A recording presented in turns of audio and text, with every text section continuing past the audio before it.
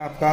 हमारे चैनल के अंदर। दोस्तों, जैसा कि हमारा आप जानते ही हैं कि बिहार की राजनीति जू करके जो है तो आगे बढ़ रही है। प्रचार का वक्त ख़त्म होते जा रहा है। चुनाव से पहले ही कई जो है तो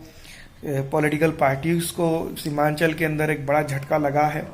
और उसी के ज़िम्मन में अगर देखा जाए तो किसी न किसी तरीके से जो तो पार्टियां अपने सर्वे करा रही है कि कौन किस तरह से चुनाव जीत कर आ रहा है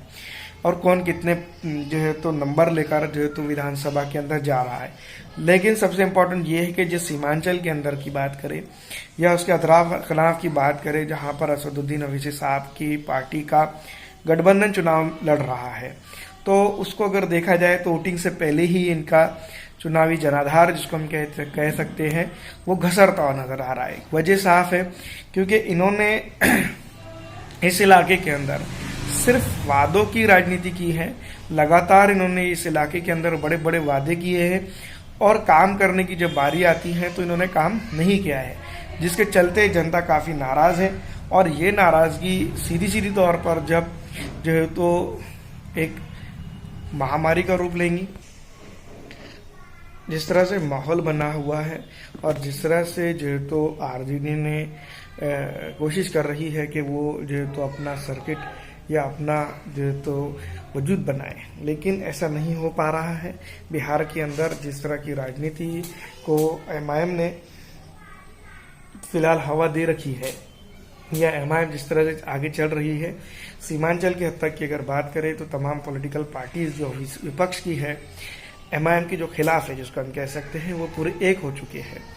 और इनकी एकता और इनकी अखंडता के चलते ही असदुद्दीन ओवैसी साहब की पॉलिटिकल पार्टी ऑल इंडिया मजलिस इत्तेहादुल मुस्लिमीन को यहाँ पर फ़ायदा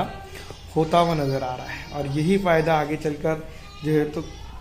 सीटों को परिवर्तित करेगा और सीटों के साथ जो है तो एक बड़ा तालमेल भी बिठाएगा। तो ये कहीं ना कहीं ये बात समझ सकते हैं, इसको जानने की ज़रूरत है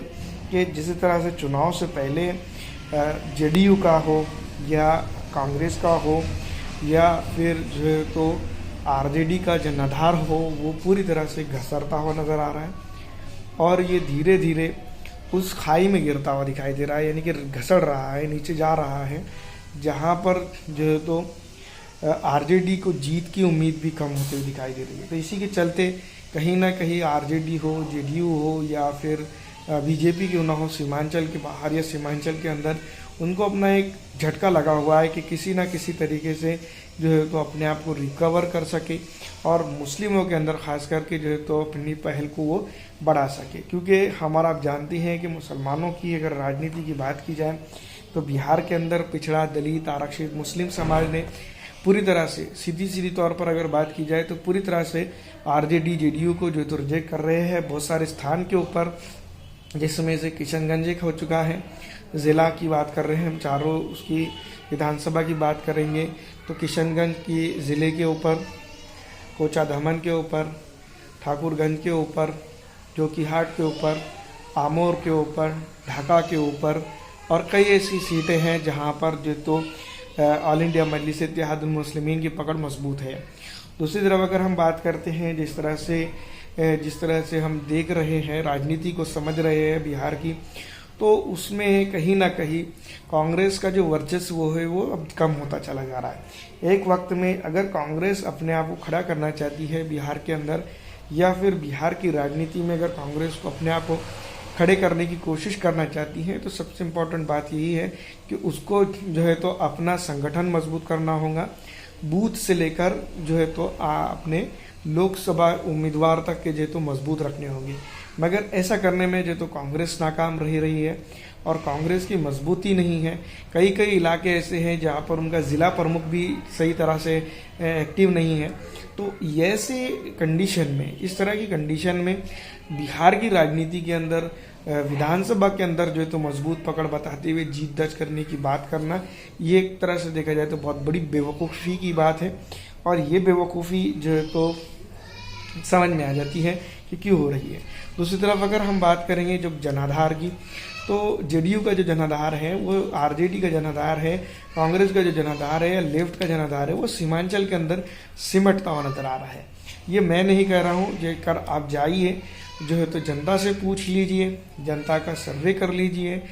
भले ही इस इलाके के अंदर एमआईएम और जन स्वराज का जो है तो आपको कुछ हद तक के जनाधार दिखेगा, लेकिन जिस तरह से 2025 के विधानसभा चुनाव एक रिकॉर्डेड रहेंगे, जिसमें जो है तो आरजेडी को एक बड़ा नुकसान यहाँ पर होता हुआ दिखाई दे रहा है, और ये नुकसान की भरपाई या ये नुकसान के ऊपर जो है तो खड़ा उतरने की कोशिश अगर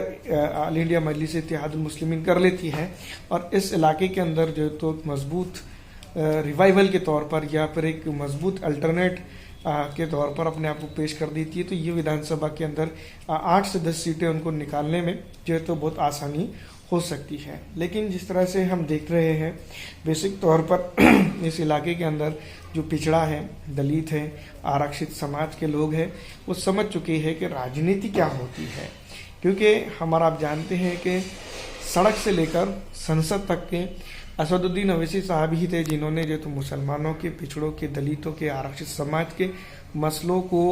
जो है तो पार्लियामेंट के अंदर उठाया, और अख्तर लिमान साहब ही थे जिन्होंने जो है तो जल जमाव के बारे में,